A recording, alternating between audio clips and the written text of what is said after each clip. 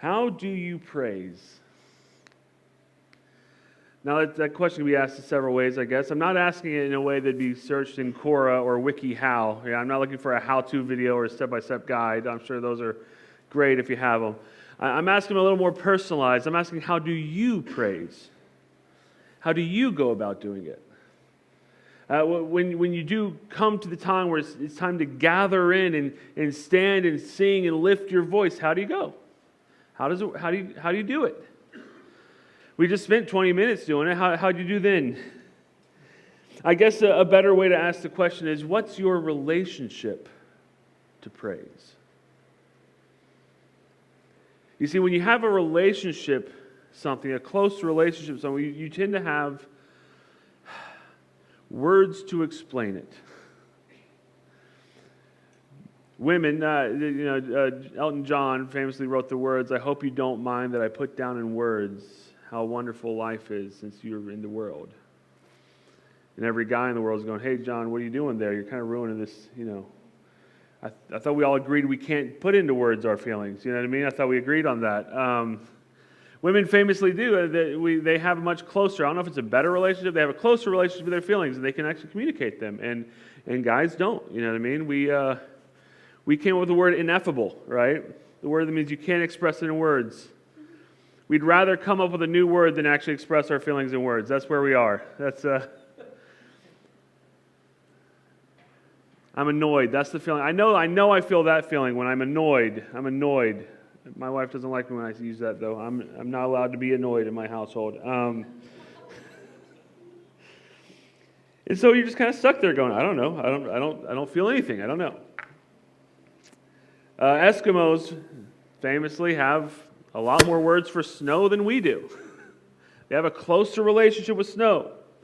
They interact with it more. They needed to come up with some words where they could quickly and easily communicate what they're actually talking about instead of just saying snow, right? Did you know that the ancient Hebrews, the people that wrote the Old Testament, had 7 different words to describe praise? They came up with 7 different words to use when communicating about praise. Let's take Psalm 100, verse 4, for example. Here's what it says. It says, "Enter his gates with thanksgiving, and his courts with praise. Give thanks to him and praise his name." Okay, that's one sentence, maybe 2. There's a semicolon, there's a bit of debate about whether or not you should just have 2 sentences. That's one sentence, and this man uses 4 different words for praise. That when we were trying to translate it into English, we came up with 2 different things. Give thanks, praise, thanksgiving, praise. Our relationship with praise is a little more clumsy than their relationship. That even when we're trying to give different ideas of, they're not just saying praise, maybe he's talking about thanksgiving, and he's going, no, I used 4 different words with 4 different definitions in this one sentence so that I can communicate to you what I'm trying to do. And here's this fact. Not only did they have a better vocabulary for praise in ancient Israel was actually better at praise than we are. That they were a worshiping society.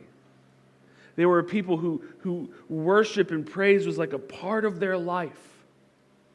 And they came up with words to be able to talk about it. And my prayer during this series is that we at Foothills Christian Church will individually and collectively come deeper into our relationship with praise. We'll get closer into what we're talking about when we talk about praise.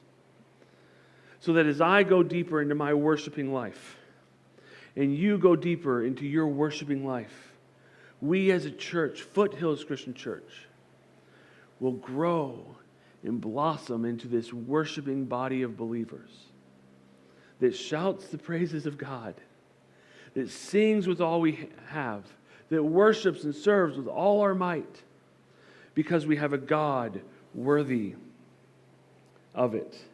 This series is going to be based off a small book called Holy Roar. It's written by Chris Tomlin and Darren Whitehead, and it's my parents gave it to me for Christmas a couple years ago, and it sat on my shelf, and I finally pulled it off last year, and it actually turned out to be a pretty cool little book. So it's worth the read. It's very short. Bradley, did you read it, or just sit on your desk for 6 months when you borrowed it, when you were borrowing my book? And the subtitle is 7 Words That Will Change the Way You Worship. Here's what he says. The Old Testament translators conflated 7 primary words into the single English word praise. Now, in modern translations, they've done a little bit more jostling around, but each of these words have a distinct, important, and praise-altering implications. And the hope is that as we go through this series, and we'll spend 3 weeks and we'll look at 4 of the 7 words, as we go through this series, my praise will change, and your praise will change. And that God will allow this church to be a church that doesn't just learn what we're supposed to learn, doesn't just serve what we're supposed to serve, but actually has this heart and spirit about us that says we want to sing God's praise. He deserves our glory, and we will give it to Him. And today we're going to start here. Here's our first word. All right, we're just going to say this out loud together. All right, let's go. Everybody, 1, 2, 3. That was lackluster, guys. That was actually, were you reading that left to right? That's why, because this one actually goes backwards. So, I consider this mystery theater preaching. You got to be ready for the sleight of hand. All right, this is pronounced. Let's do the next one. It's pronounced todah. Everybody say it. 1, 2, 3. Todah. This is the word praise, and it is translated as this: an extension of the hand, thanksgiving, a confession, a sacrifice of praise. Thanksgiving for things not yet received. And here's an interesting one. A choir of worshipers. This is one of those words that sometimes describes how something is done and sometimes describes what it is. How is it done? With our hands lifted high, singing in thanksgiving, gratitude, thankful. And sometimes it is actually a thing. It is a sacrifice. It is a choir coming together to sing in unison, to worship God. And you and I this morning all joined together in a todah. We are a choir of worship. It does sound like todah, doesn't it? Right? It does. Dallas, get your head back in the Bible. Okay. I'm all in there. I'm going to kick you out of the church. No, I'm just joking. And the first time the Bible ever uses the word todah is in Leviticus. It's all the way back in the law, the third book of the Bible, chapter 7, and God tells His people about the sacrifices He wants them to give Him. And He gets done talking about a sin offering and a guilt offering. And these offerings are sacrifices you'd bring, and you'd put them before God, and you would sacrifice an animal, and they would be there to clear your guilt, or to cover your sin, to remove what stands between you and God. It was a guilt offering, and there was a sin offering. And then He says, after that, He says, I also want you to bring me a fellowship offering. And this fellowship offering should be brought in todah, in thanksgiving. This is not to clear off your docket. This is not to reconcile you between you and God. No, this is to thank God for what He has already done in your life. It is a response to what God has done for His people. And as Christians, when we worship God and when we live for God and when we do all that stuff, it is in response to what Jesus Christ has already done for us. A good way to think about the church is in the idea or the concept of gather and scatter. Have you ever heard that before? The church gathers together on Sunday morning, and we're here together, and we see people we've not seen for a week, and maybe if you're in a Bible study or something, you've seen each other throughout the week, but we've gathered together to learn and to worship and to sing and to praise and to get on the same page, and then we scatter. We go out into the world. We go out into our lives. You go to your neighborhood, I go to mine. You go to your work, I go to mine. You go to your school, I go to mine. We all scatter out into this world. And we live in response to what Jesus has done. We serve our neighbors. We love our friends. We share the gospel. We do all sorts of stuff in the name of Jesus Christ, in response to Jesus Christ. And when we think about this idea of gathering and scattering, you think about what happens when we gather. We kind of sit in rows and we sing and we do this, and one person talks for too long and the whole thing. And then we scatter, and then there's all the serving, and there's this and there's that and all that. You might ask the question, well, Garrett, isn't the scattering part really the nuts and bolts part of being a Christian? Isn't that really the main event? What's the reason for gathering? And the answer to that question is no. Because the church exists in a gather and scatter relationship. That's just what we do. The founding document of the church, of Christianity, is the Great Commission. Matthew 28 says this, "Therefore go and make disciples of all nations, baptizing them in the name of the Father, Son, and the Holy Spirit, and teaching them to obey everything I've commanded you. And surely I'm with you to the very ends of the age." And just in there, you see gathering and scattering. Go into all the world. Scatter. Make disciples. Scatter. But baptize them. Gather together. Teach them to obey. Gather together. You have the gathering and scattering right there. In Acts, we see the first Christians operating their week-to-week life. And it says this, Acts chapter 2, it says, "Every day they continued to meet together in temple courts.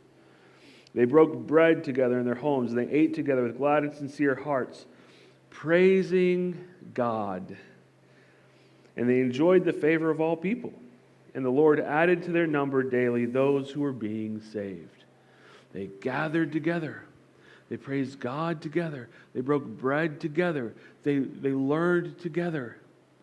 And yet, every single day, new people were being gathered into their number. Where are those people coming from? It was the result of those people scattering out to the world, sharing the love of Christ, living out of Todah, thanksgiving for God. God, you've been so good to me. I will live in gratitude to you. You've been so good to me. I cannot wait to tell people about the goodness of who you are. I cannot wait to sing with the choir. I cannot wait to sing with the people in my church because you are good. Now, last week we talked about living into the abundance of what God has put in our lives. Remember? And this week we're talking about living out of gratitude and thanksgiving of what God has done for us. And as we get to this point, there is this giant, but sitting in the wings, waiting to pounce. Because last week I said this, and I quote, I said, "When the Christian life is working right, it is living out in a sense of gratitude and thanksgiving for what Christ has done, for what we have in God." And this week we say we're going to live out of the gratitude for what God has done. And at some point, one of you is going to raise your hand and go, but I don't feel like I'm living in abundance every day. I don't feel like I'm just sitting here every moment of my life with more than I need, with everything's working out peachy keen. I actually spend a lot of time worrying about my finances. I actually spend a lot of time worrying about my relationships. I actually spend a lot of time wondering if things are going to work out and stressing out about it. A lot of us, instead of our conversations with God being about gratitude, most of the time it's happening, "Hey, do you still remember I'm down here?" So what gives, Gary? It's like you're talking to like 10% of the room. And that's why this word Todah is so helpful to us. Because the Bible doesn't just use it when everything's working out just right. It doesn't just use it when everything's just the most wonderful image of the Garden of Eden you can imagine. It uses this in some of the darkest times and some of the best times. Let's go back to Holy Roar. Here's what Darren Whitehead said. He says, "It is also, now on one hand, it is a thank offering. It is a praise of thanksgiving to God. But on the other hand, it also means a sacrifice of praise for things not yet received." It is praising God with expectation. That word is powerful, isn't it? Expectation. Like when you approach God, what do you expect to happen? When you come into the room on Sundays, what do you expect to happen? See, often we're a church filled with people dealing with 1,000 different hardships that needs 1,000 different prayer requests and needs 1,000 different people helping and caring and being a shoulder for them. And that's our church, okay? That happens. There's a lot of people going through a lot of things in our church. The question is, what do you believe about God in the midst of the hardship? What do you believe He can do? What do you believe He will do? How can you praise in the middle of it. If you have your Bibles, open up to Psalm chapter 56. Psalm chapter 56. We're going to look at just a couple verses in here. At the very top of Psalm 56, there's a lot of the Psalms will give a little note about how to sing this song, what tune to do it to, or who wrote it, that sort of thing. And it says this is for the director of music, a tune, mine says, to the tune of a dove on distant oaks. So whoever knows how to sing that song can lead this psalm here. It is of David, which means he wrote it. And it says, when the Philistines had seized him in Gath. So if you know much about the story of David, you know that a lot of his life was spent on the run.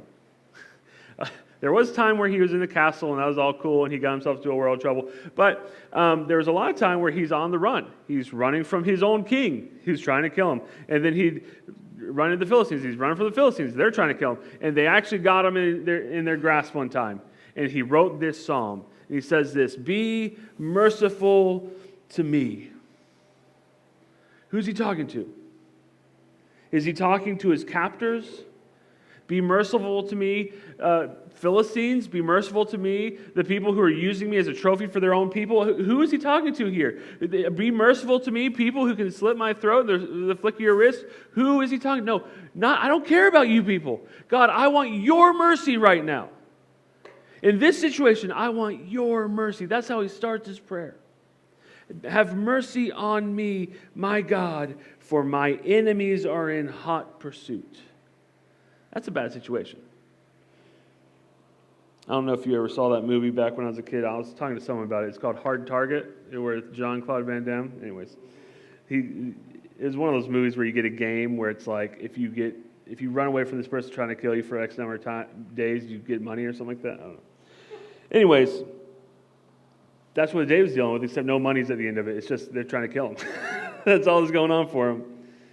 And this is what he says here. This is what he says. He says, jump down to verse 11. In God I trust and am not afraid. What can man do to me? I am under vows to you, my God. Now that's a big one right there. I am under vows to you. Even though my life is going down this way, my commitment to you stays the same. It doesn't change the fact that I've made my vow to you and you've made your vow to me. It doesn't change the fact that I'm committed to you and you're committed to me. It doesn't matter what's going on in my life. My vows and my commitments to you do not change. They stay the same. We're stuck together, in other words. God, I'm yours and you're mine and we're stuck. You don't get to leave me now. My vows are with you. And in response to that, no matter what the situation is, he says, I will present my thank offerings, my todah, to you. For you have delivered me from death and my feet from stumbling. Now, this last line is where translation is iffy. You know, sometimes it's a little hard. Certain Bibles say it like it's about to happen, and some Bibles, like the NIV here, translate it like it's already happened. And commentators go back and forth on it, but here's what one says. Probably he's writing in anticipation. Not only does David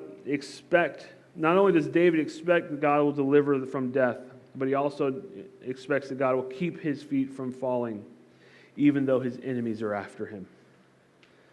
What is David teaching us? He's teaching us that there's no situation we can find ourselves in that we cannot worship our way through.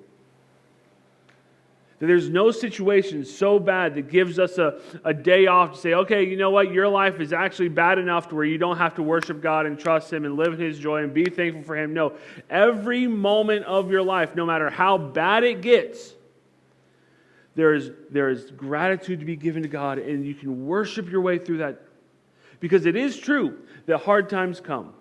It is true that deserts and storms come our way. And when you find yourself in the middle of a desert, nobody can cross that desert for you. It's yours to go through. No one can do it for you. But what David constantly wants to remind people is that God is right there in the desert with you. That He is right there in the storm with you. What is the most famous psalm in the history of the world? The whole Bible. Psalm 23.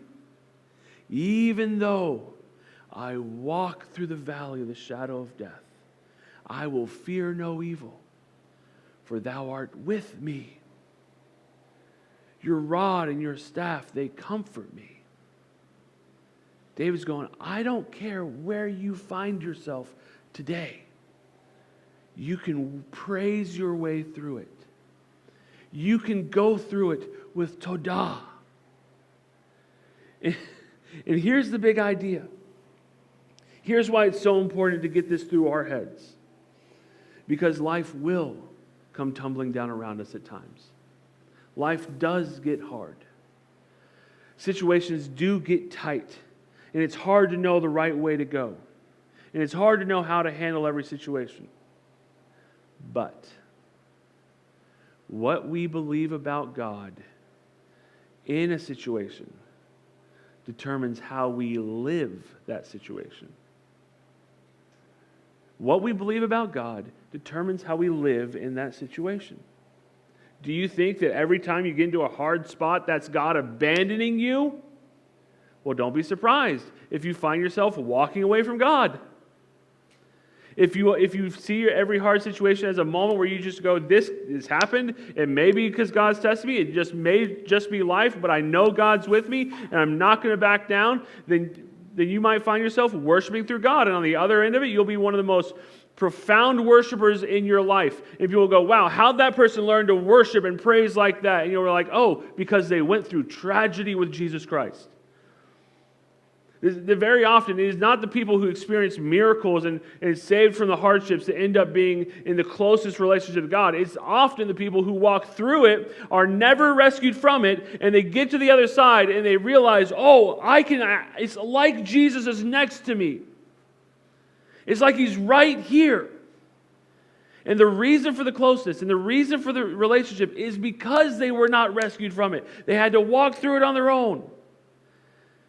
And they could do it in Todah. And what I love about this principle is that there's no bottom to it. And thankfully, I have not been subject to some of the worst tragedies in history, and gratefully, I doubt most of us ever will.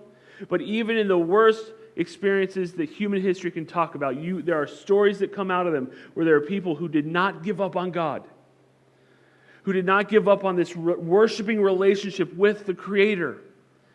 And they handled those situations better and different than everybody else. Viktor Frankl was perhaps the most famous of the ones who talked about this. He survived the Nazi concentration camps, came out and wrote the book, the landmark, the monumental book, The Man's Search for Meaning. It will forever be one of the most important books out there. And he talked about what happens in the concentration camps. That everyone's subjected to the same thing. Everybody's put through the same thing. And yet some people, almost no one thrived, but some people were able to keep their wits. They didn't just devolve into animalistic, just selfishness and everything falling to pieces. And some people just lost hope and just fell to pieces. And he said, because every person in the country, they would get this ration of cigarettes, and they all just had a little handful of cigarettes, and they weren't going to get any more, and so they all saved them for something in the future. There's going to be some time in the future that they'd be worth smoking them for, and so what ended up happening is they just saved them forever because there's never like a thing to celebrate and smoke a cigarette about. And he said you could always tell who was about to die in the camp because they were the ones smoking the cigarettes. He said, because the people who smoked cigarettes were a sign that they had nothing to hope for down the road. They had officially lost the hope. They had officially lost it. And they would just kind of pass away from natural causes. And there are some people who never lost the hope for some reason. Because what you believe about God determines how you live in a situation. Eric Liddell was the movie Chariots of Fire was written about the man Eric Liddell, right? And he was the Olympic gold medalist, and he ran in the Olympics, but he was also a Christian, and he then went on after winning the Olympics to go and be a Christian missionary to China. And then he ended up dying in an internment camp in Japan during the war. And there were stories that came out about him that said, everyone just kind of went selfish. Everyone just kind of went, it's me, the whole thing, except there's this one American who never did that. He just kind of stayed above the fray the whole time.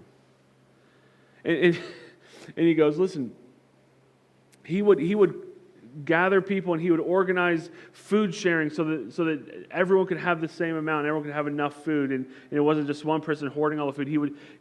He organized people in this internment camp to share food together. And he would hold Bible studies, and he would put fun games together for his kids. And he even would do chess tournaments for the kids and the youth in the internment camp. He's in an internment camp and he's doing youth ministry out there. Like, what's going on?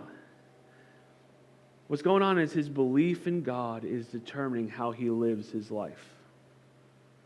And there's no end to this principle. That every situation we find ourselves in, we can turn around and we can experience Todah. Because we have a God that we believe will put everything to right one day. That he can get us through this situation, and he can get us to the other side, and that's great, and that's going to be a wonderful thing, and it's going to be a great thing, part of your testimony, a great thing for you to trust God in the future. But even if that doesn't happen, you know that he has written history in a certain way. That he has saved people from their sins. That there is an eternity after this life coming to people, and salvation is at hand, and people are welcome to come to the Father. And we know, because of who God is, that things are going to work out. And so no matter what we find ourselves in, no matter what we interact with, what life does to us, no matter how many times you want to say, yeah, but, we can find ourselves saying, no, I'm going to praise God with thanksgiving. I'm going to engage in Todah. Here's what Holy Roar says. It says, in Todah, we lift our hands in the presence of God, not only for what he has done, but also for what we believe he will do. He will bring an end to all violence, so we lift our hands in praise. He will release us from bondage, so we lift our hands in praise. He will provide what we need, so we lift our hands in praise. He will heal us, both now and in eternity, so we lift our hands in praise. What do you believe about the Father? What do you believe about God? Let's get that figured out first. And then we can ask, what are you going through? How can we help? How can I be there for you? But I hope, no matter what it is the need you have is, what you don't stop doing is showing up here and joining the choir of the saints, singing to our God, so that we can scatter into this world and take his love to the people we know. The band's going to come up and we're going to sing these words. This is every prayer we prayed in desperation. The songs of faith we sang through doubt and fear. In the end, we'll see that it was worth it. Yeah, you can come on up, Bradley. When he returns to wipe away our tears. And on that day, we will join the resurrection. And we will stand beside the heroes of the faith. And with one voice and 1,000 generations, we will sing, worthy is the Lamb who was slain. A day is coming where we will join a choir, a Todah. And we will join it with 1,000 generations. And all our hopes will be fulfilled. And all our questions will be answered. And all our hurts will be healed. And all the sadness will be gone. And Jesus will come back and wipe our tears from our eyes. And we will see it was worth it. So I don't know what you're walking through today. Some of you I do. Others I don't. But I do know that there's a God who loves you, a God who died for you, a God who saves, a God who heals. And my question is, can we worship, even if we have not yet got what we've been asking God for, can we worship through the desert? Can we sing through the storm? Can we come together in expectation and say, God, thank you for you are good? If we can do that, it'll change the way we live our lives. And one day, we'll all be awesome at it. But right now, we're just practicing.